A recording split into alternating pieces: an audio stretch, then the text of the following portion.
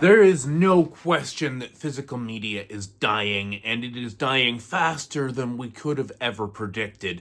Just a year or two ago, we were saying we thought Nintendo was going to be the last holdout, the last company that would ever ditch physical media, and we expected to have at least another full generation with Nintendo of having legitimate, on a cartridge physical media that we could preserve and hold on to forever. We've looked at companies like Microsoft that has been, pushing their Game Pass model. Less than 10% of their consumers buy physical games at this point, and even when they do put out physical games, even on other platforms like the PS5, they're just putting out a key on a disc, 20, 50 megabytes or something like that, and the rest of the game has to be downloaded. It is not a true physical. PlayStation so far has been pretty good with putting most of their most of their games on their physical media, I should say. But as games get bigger and bigger and bigger and exceed the size of those maximum 100 gigabyte Blu-ray discs, we are seeing games that are shipping partially on the disc instead of completely on the disc, or having maybe two discs or something. We're seeing consoles like both the Xbox and the PlayStation launch with digital only models. The PlayStation Pro, PlayStation 5 Pro, which you would think a pro model of a console would have every feature available to it, but it does not have a disk drive. That is an optional add on that you have to do should you so choose.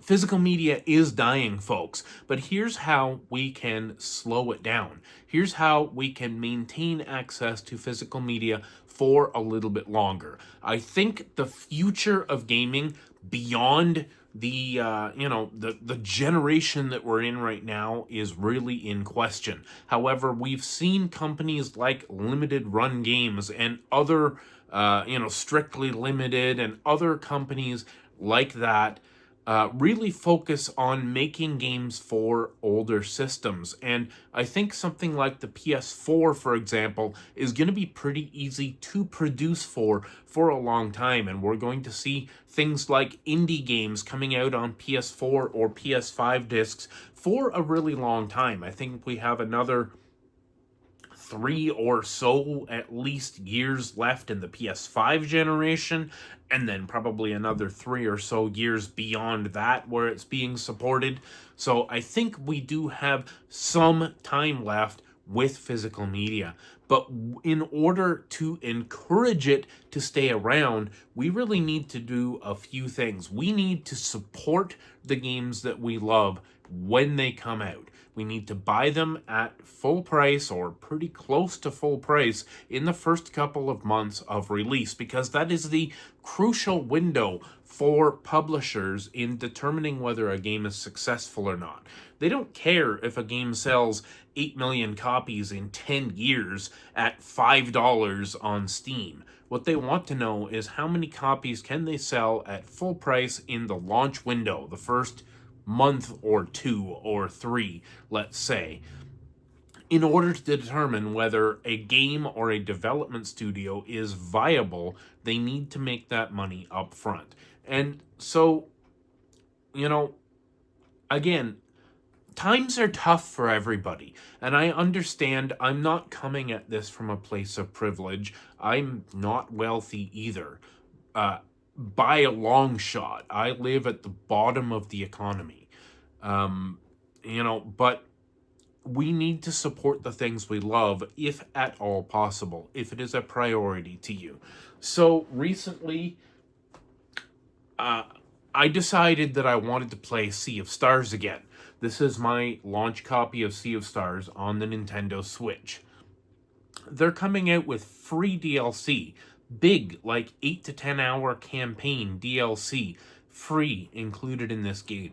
I wanted to support them for that. I wanted to pay them for that DLC. So I went out and bought another copy of the game on another platform. I'm starting to play the game from scratch again here on another platform. So now I have 2 copies of the game. Maybe some would say that's wasteful, But I absolutely adore this game. This is a Canadian developer, Sabotage Studios. I love their previous game, The Messenger. I wanted to support them. I wanted to tell them that I want more of this. And I want to tell the developers to keep making things for the consoles that I love. They're gonna support things like the Switch One with games that will work on it.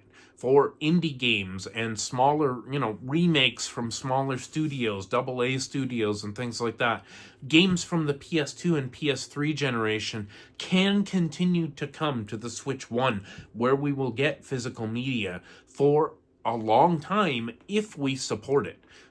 Studios like Atlas doing remakes of Raidu Remastered and things like that, they will keep doing that if they sell. Plain and simple. We need to support the things that we love. So just yesterday, I went out and bought this. I had it pre-ordered. This is Gris, or Gris, you may know it as. A beautiful, wonderful, atmospheric indie game. I bought this in 2020. It was the first game I bought on my Nintendo Switch outside of Animal Crossing in 2020. And I paid like $10 for it or something. I always felt bad about that because the game is absolutely fantastic. This is one of the most artistic, beautiful games I have ever played. I bought the game again on Steam, again at like $7 or $8 or $10 or something. So I have 2 digital copies of this game already. But when this was announced, and it was a deluxe version, and it has an art book inside and a soundtrack CD and this beautiful packaging, I said, you know what? I want to support that. I want these developers to know that I value what they have to offer, and I want stuff like this to keep coming to the platforms that I already have, particularly the Switch 1 and the PS4. Same with this. Now, I don't own multiple copies of this. This is a game from Marvelous called Farmagia. I love Marvelous. I love the Story of Seasons games. I love the Rune Factory games. I wanted to give this game a shot. But when I saw this beautiful special edition, launch edition, day one edition, it was on something of a discount, but not crazy. I figured I had better pick this up because games like this, these smaller studios and these smaller projects, if they get overlooked, they won't make more of them. And they certainly won't make more physicals. Going forward, under the Switch 2, this is going to be probably a game key card or something. And maybe it'll just be digital only in a couple of years or whatever.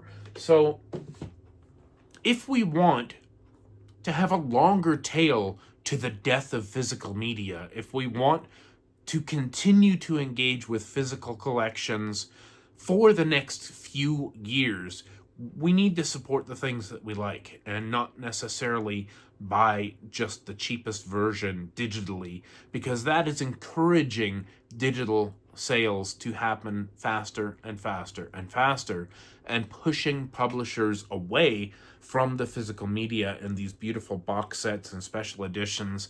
And someday there's going to be nothing left for GameStop to sell.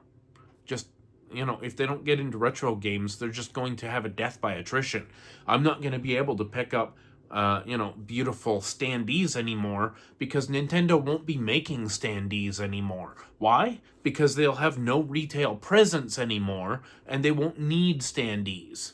And I'm sure Nintendo's excited about that, but I am not, because I love collecting these things. I just picked up this Donkey Kong Country Returns HD mini standee. I absolutely love these things. I have a couple of them.